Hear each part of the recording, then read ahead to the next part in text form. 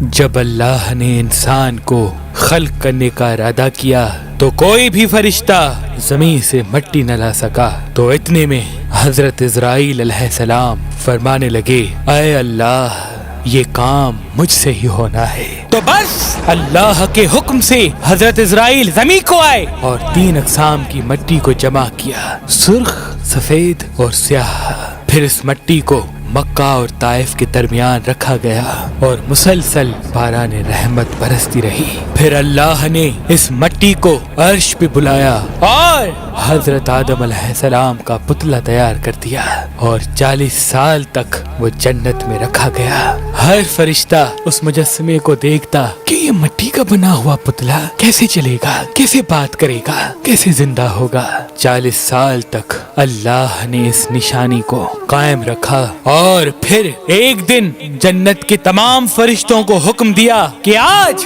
میں اپنی اس میں روح ڈالوں گا، اور جب ایسا ہو تو تمام فرشتے اس آدم کو سجدہ کر دینا۔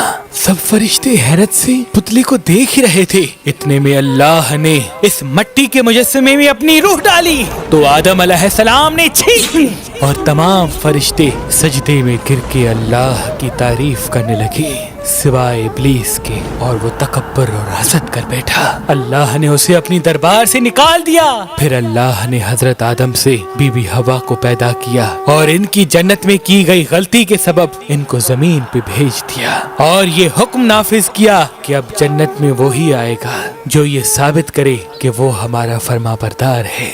اور یوں انسانوں کے لیے دنیا میں امتحانات کو رکھا گیا تاکہ ہر انسان امتحان دے کر اللہ کو راضی کر کے جنت تک پہنچ سکے۔ تاریخ نے لکھا جب آدم و بی بی حوا زمین کو آئے تو 200 سال تک ایک دوسرے سے جدا رہے اور اللہ سے معافی مانگتے رہے۔ بالآخر اللہ نے ان کی توبہ قبول کی۔ حضرت جبریل علیہ السلام انہیں مکہ میں جبل عرفات پر چھوڑ آئے اور وہ ساتھ رہنے لگے، اور پھر اللہ نے حضرت آدم کو حکم دیا کہ وہ خانہ کعبہ تعمیر کریں، اور حضرت جبریل اور حضرت آدم نے مل کے ایک گھر کا نشان قائم کیا جس کو بعد میں تعمیر حضرت ابراہیم علیہ السلام نے کیا، اور جسے آج بھی اللہ کا گھر خانہ کعبہ کہتے ہیں۔ حضرت آدم علیہ السلام جب اپنی خطا کو لے کے پشیمان ہوتے تھے یا اللہ کی عبادت کرنا چاہتے تھے تو اس جگہ آ کے اللہ کا ذکر کر کے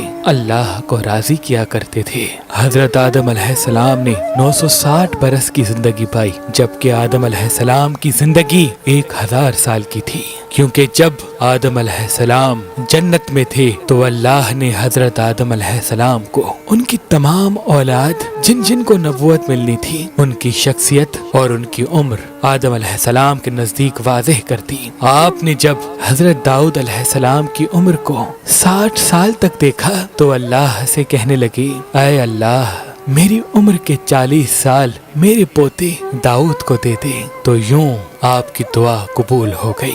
اللہ نے آدم علیہ السلام کو 2 فرزند عطا کیے، حابیل و قابیل، لیکن شیطان کے وسوسے، حسد اور نفرت نے جب قابیل کے ہاتھوں سے حابیل کو قتل کروا دیا تو حضرت آدم علیہ السلام اندر سے ٹوٹ گئے اور بار بار اللہ کی دربار میں دعا مانگنے لگے۔ تو ایک دن اللہ نے جبریل امین کو آدم علیہ السلام کے پاس بھیجا اور فرمایا، اے آدم اللہ تمہیں ایسا بیٹا دینے والا ہے جس کے نسب سے انبیاء و اولیاء زمین تک پہنچیں گے، اس کا نام شیس رکھنا۔ شیس کا مطلب ہے اللہ کا عطا کیا گیا تحفہ۔ اور یوں اللہ نے آدم کی نسل کو زمین پہ پھیلا دیا۔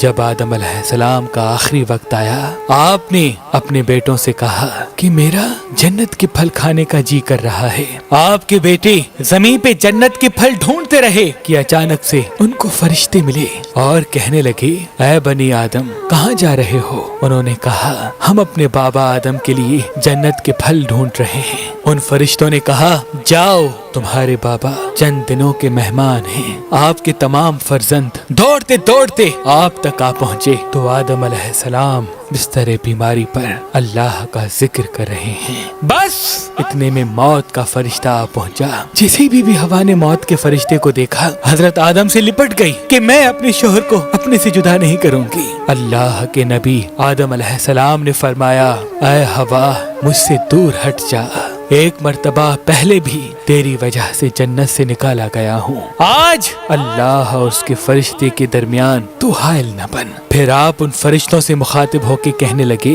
ऐ फरिश्ता मौत, क्या भूल तो नहीं गए? मैंने अल्लाह से सुना था मेरी उम्र 1000 साल की है और अभी तो मुझे 960 साल हुए हैं। तो मलकुल मौत ने कहा, ऐ अल्लाह के नबी आदम, आपने खुद ही फरमाया था कि आपकी जिंदगी के 40 साल आपके पोते दाऊद अलैहिस्सलाम को दिए जाएं। बस आदम अलैहिस्सलाम की रूह कब्ज की गई, आपको गुस्ल फरिश्तों ने दिया और जन्नत की खुशबू आपके जिस्म मुबारक को लगाई गई। फिर आपकी जनाज़े नमाज फरिश्तों ने हजरत जिब्राईल अलैहिस्सलाम के पीछे अदा की और जमीन खोद कर आपकी तदफीन की। और तमाम इंसानों के नजदीक अल्लाह का ये हुक्म नाफिज किया कि जब भी किसी का इंतकाल हो तो उनके जिस्म को ऐसे ही तदफीन करना।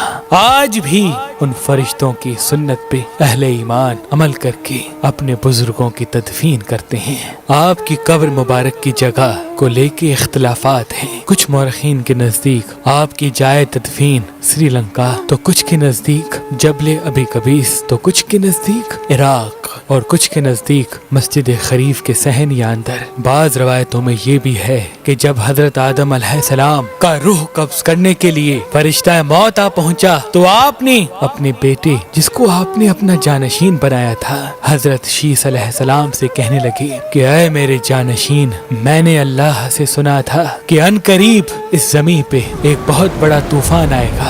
अगर तुम उस वक्त तक मौजूद रहो तो मेरे जिस्म को उस कश्ती नूह में सवार करना जो निजात का वसीला है, और अगर तुम उस वक्त तक ना पहुंचो तो अपनी औलाद से वसीयत करना कि मेरे जिस्म को कश्ती नूह में सवार करे। तारीख ने लिखा, जब तूफान नूह आया तो हजरत नूह अलैहिस्सलाम ने अपनी कश्ती में हजरत आदम और बीबी हवा के जिस्म मुबारक को अपनी कश्ती में सवार किया और बैतुल मुकद्दस या इराक में उस जगह तदफीन किया जहां उन्होंने अपनी ही कब्र बनाई और बीच में एक कब्र खोद के अपनी तहरीर छोड़ दी। और जब इमाम अली अलैहिस्सलाम ने शहादत पाई तो उन्होंने वसीयत की, मेरे जनाजे को ऊंट पे रख के हसन और हुसैन पीछे चलते रहना, जहां ऊंट रुकेगा वहां एक चमकीला पत्थर होगा, उसको हटाना तो मेरी कब्र बनी होगी। जब इमाम हसन और हुसैन उस जगह पहुँचे जहाँ ऊंट रुका, उस चमकीले पत्थर को हटाया तो एक तरफ हजरत आदम अलैहिस्सलाम की कब्र बनी थी, दूसरे तरफ हजरत नूह अलैहिस्सलाम की कब्र बनी थी और बीच में एक कब्र खुदी हुई थी और उसमें तहरीर था कि ये कब्र नूह अलैहिस्सलाम ने अपने हाथों से वक्त के इमाम और रसूल अल्लाह के वसी अली इब्ने अबी तालिब अलैहिस्सलाम के लिए बनाई है। आज भी इन मुकद्दस मज़ारात की ज़ियारत के लिए लाखों लोग इराक आते हैं और ज़ियारत करके अपना ईमान ताज़ा करते हैं, अपना ईमान ताज़ा करते हैं, ज़ियारत करके अपना ईमान ताज़ा करते हैं।